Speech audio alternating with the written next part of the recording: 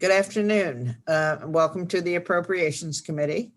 Friday, April 9th, we have a voting session. I'm a Delegate Maggie McIntosh, and I'm here with the Vice Chair, Mark Chang, and members of the Appropriations Committee. We have a number of bills that we're going to be voting on. They are actually all Senate bills except for a few that have been withdrawn, I believe. Well, actually, there's one bill that we're going to vote on that's a House bill still. And then we have 3 concurrences. So let's begin with Senate Bill 127. Delegate Bridges. Thank you, Madam Chair.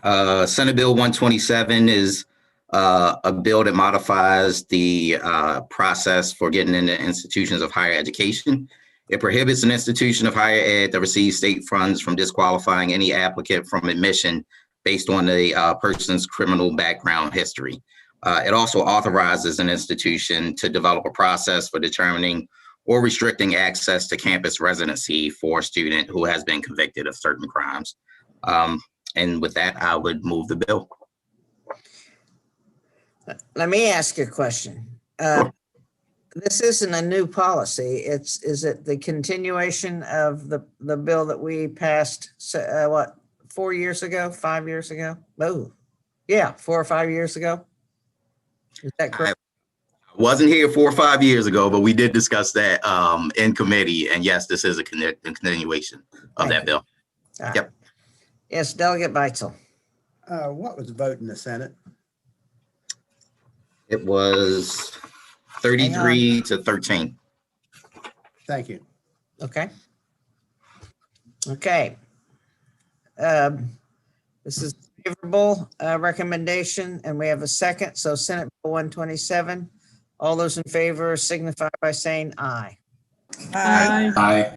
Anyone opposed, please raise your little yellow blue hands. And we have Beitzel, Kettleman, Novotny, Mangione, Greist. Am I correct? Okay, thank you. All right, Senate Bill 249.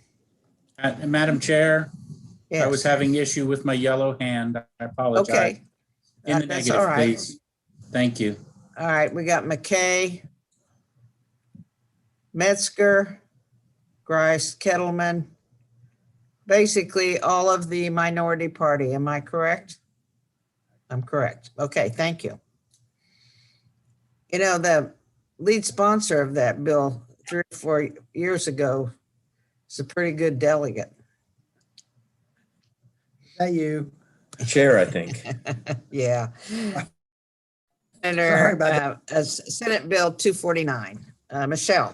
Yeah, Madam Chair, Senate Bill 249, we're actually going to do the bill hearing for this bill after this voting session quickly. The senator's staff is here to do that. So if we could just hold this bill until after. Okay. How about 308, Senate Bill 308? Senate Bill 308 exempts applicants from the Promise Scholarship GPA requirements for an initial award if the applicant graduated from high school 5 or more years before the date of application. The bill passed unanimously in the Senate and there are no amendments. Move favorable. Second. Any questions? Madam Chair, if I may, isn't this the one that takes care of somebody if they go overseas with and they get discounted that they said they've been overseas, but yet they've been Maryland residents the whole time. Right. So it allows them. Okay, so it's good, Bill. Thank you, Madam Chair. Okay, all those in favor signify by saying aye. Aye. Aye. Anyone opposed? Okay, thank you very much. Senate Bill 551. Michelle. Senate Bill 551, there is an amendment that I sent around earlier this morning. Amendment number 1 is technical. Amendment number 2 starts on page 8 of the bill and makes changes to the Prince George's County P3 school construction program, makes changes to the application process for the Healthy School Facilities Funds, removes provisions relating to the reserve funding in Baltimore City, requires MSA to use certain funds for certain purposes, alters provisions related to the work group on the assessment and funding of school facilities, requires the state share of eligible school construction costs for FY23 and 24 to be not less than the FY22 state share percentage, adds certain requirements for the IAC, makes the bill an emergency bill, and makes various technical and clarifying changes to the provisions of the 21st Century School Facilities and Built to Learn Act. Okay, now, that seems like a lot, committee, and I do want to explain this to you. First of all, we're not going to invent a new work group on school construction, number one. Anything that is to be taken up by this work group, we're going to refer to what's the name of the existing group that's been meeting? I The know. work group on the assessment and funding of school facilities. Right, that is already meeting, it's already formed, it's already named. They did not meet during this last interim because mainly COVID overtook all of us and the issues around COVID, but they will be meeting this coming interim because we're going to be getting the first or interim report on the school facility assessment, okay? Which is one of the issues that they're dealing with. Rachel's here to answer any questions, but I want to assure you, this does not, Rachel, add any new funding, does it? The fiscal note would be neutral. This basically is here before us with several clarifications that were necessary because one, the blueprint was vetoed and then, is coming into play at a time where Prince George's and Baltimore City realized that they needed some clarifications made. That's the major reason for it. The second major reason that you will find that this bill addresses is, I would say about 3-4 weeks ago, the IAC met and they had new share quotas for all the counties. And we found that they gave everybody on the IAC two days notice to vote on these. The local governments had not been notified of these changes. And so it was held. But it really has been, 20 years now since we have looked at the share between our local government and state with respect to school construction. We did it before, after we passed the major bill, Bridge to Excellence for Education. It was known at that time as the Commission. And it's our feeling generally that it's time to take another look at that, having just finished Kerwin. But what this does in this bill is holds harmless any county whose share was going to go up without them having notice until we take a look at this formula. The counties that will slightly benefit, will benefit a little bit from this. By benefit, I mean they won't have to expend any more money on their share, are Queen Anne's, Hartford, Carroll, and Baltimore City. And everybody else. Huh? Also Cecil. Okay. And so we feel it's only fair to these counties and no one else will be affected. Okay. There's no effect on other counties. But I did want to explain why this kind of corrective bill that has several corrections dealing with school construction is before us. Now, questions. Delegate Valentino Smith. Thank you, Madam Chair. I've been through it. Rachel, they're changing the agreement in Prince George's County from a 3-party agreement to a 4-party for the memorandum of understanding. Is that now adding in the stadium authority? I'm trying to read it real quick. Correct. Yes. And I can give a little background here if you want, Yeah. Rachel. And Go you ahead, can yeah. kind of explain the context. So Prince George's County was worried about the P3 enactment and some of the restrictions that the IAC has in making these decisions. Initially had wanted the IAC out of the process, which, obviously would give us some pause because we need some oversight on these. They also moved the years back. This is a request from County Executive Also Brooks. Yeah, would you mind closing that? I'm sorry. I want a voting session. Thanks, my friend. I appreciate it. I should have closed it. So Rachel came up with an idea and worked with our school board that would still relieve Prince George's of some of the onerous restrictions of the IEC in their P3 process, but continue to give the state the ability to have oversight that we need to make sure the money is being spent wisely and efficiently, and all the checks and balances therein. So it essentially just says that they have to enter a memorandum of understanding that the project can't be denied unless it's unreasonable, and that they have to come up with between the parties what is and is not reasonable. The school board is happy with this at this point. I think the county executive's office is fine. We've really worked with the school board on it. And it also pushes the years back since the build to learn is now phasing in a little later. So that's, Right. does No, that. thank you. I think, we just see each other on Zoom and I haven't had the opportunity to see the chair of the education committee or to see why those changes were. I appreciate the bill and the explanation. You're very Thank you. welcome. Delegate Beitzel. Thank you, Madam Chair. A question for Rachel. You indicated that this has no impact on like Garrett County. Was a provision at some point where Garrett County was put in the same posture as Allegheny County.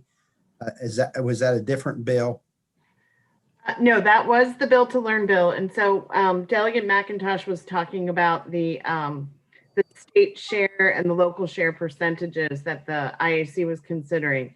As part of what the IAC is considering, they made the adjustment that was required by Bill to Learn for Garrett County. So Garrett County's state share increases from 50% to 90%.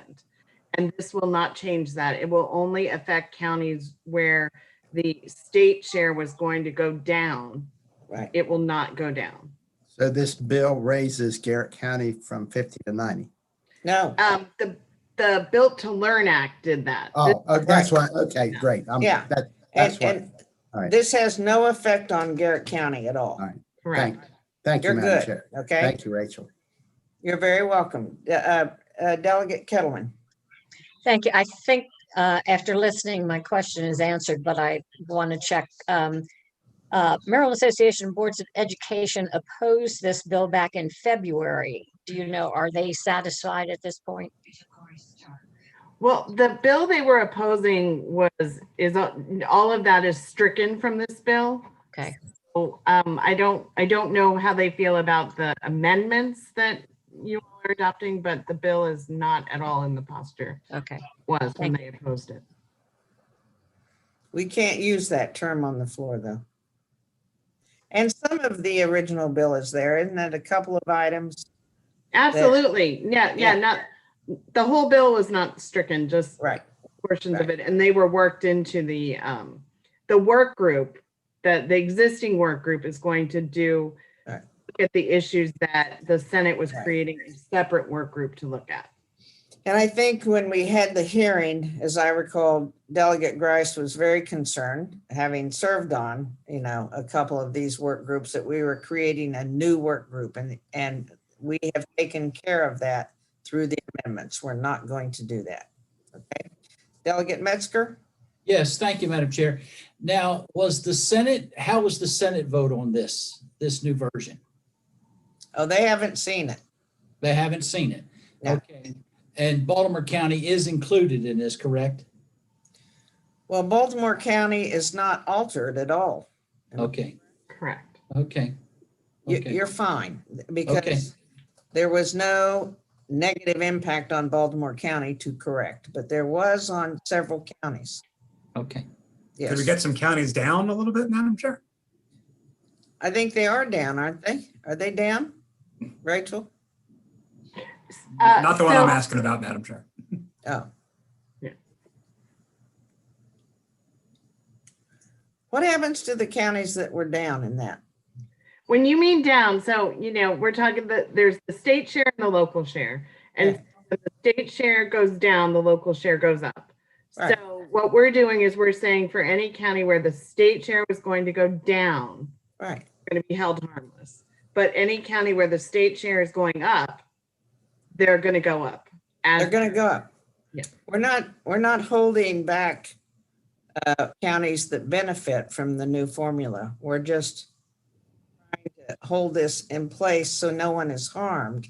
No local government is harmed while we look at the formula, which deserves a look after about 20 some years. And this commission's Okay. going to look at that formula, right, Madam Chair? Pardon me? In this commission, we're going to have a look at. Yeah, that's right. This work group will look at that formula. I think Delegate Corman's on that work group. Good. Yes. Yes, yes. All right. Any other questions? All right, on the amendments, all those in favor signify by saying aye. Aye. Any opposed? On Senate Bill 551, all those in favor signify by saying aye. Aye. Aye. Anyone opposed? Okay, thank you. Senate Bill 630, Michelle. Senate Bill 630 authorizes the adult high school pilot program to provide grants to an adult high school established by a nonprofit as part of the program. The governor must include in the state budget an appropriation of state general or federal funds to the program in FY22. The governor did fund this in the supplemental budget, and the program has a mandated appropriation for fiscal 23 and annually thereafter. The bill passed the Senate unanimously. I wonder why. All right. Senate Bill 630. All those in favor signify by saying aye. Aye. Aye. Anyone opposed? Kettleman? Okay. Senate Bill 927. Senate Bill 927 conforms state law to federal law by allowing an institution of higher education to pay incentives for the recruitment of a foreign student who is residing in a foreign country and not eligible to receive federal assistance. This passed the Senate unanimously. No amendments. All right. On the bill, Senate Bill 927. All those in favor signify by saying aye. Aye. Anyone opposed? Okay. House Bill 717 has been withdrawn, going once, going twice, gone.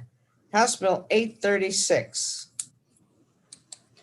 House Bill 836 is the crossfile of Senate Bill 741 that you voted unanimously in yesterday's voting session. We're secondary to HGO on the bill. It's the COVID-19 Testing, Contact Tracing, and Vaccination Act, and it has amendments that conform it to the Senate bill, so it will be in the same posture. HGO voted unanimously in favor of the House bill, and the Senate crossfile was also voted unanimously by the Senate and HGO. Okay, on the amendments, all those in favor signify by saying aye. Aye. Aye. Anyone opposed? And on the bill, as amended, all those in favor signify by saying aye. Aye. Anyone opposed? All right, we have now Senate Bill 550. Senate Bill 550 establishes the Sheila Hickson Behavioral Health Services Matching Grant Program for service members and veterans. It's in the same posture as the House crossfile, House Bill 872. You guys voted at 22-0 on the House bill. Okay.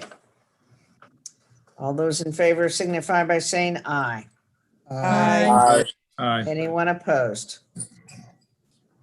Okay, and we have three concurrences. Michelle, they are House Bill 944. Yes, House Bill 944 is Delegate Solomon's childcare bill that the committee voted 22-0. The Senate added an amendment to say that for the program, they should utilize federal funds if available. Okay, we move to concur with the Senate amendment. All those in favor signify by saying aye. Aye. Anyone opposed? Okay. House Bill 1091. Elliot Resnick's going to describe the changes that were made to this bill. Okay.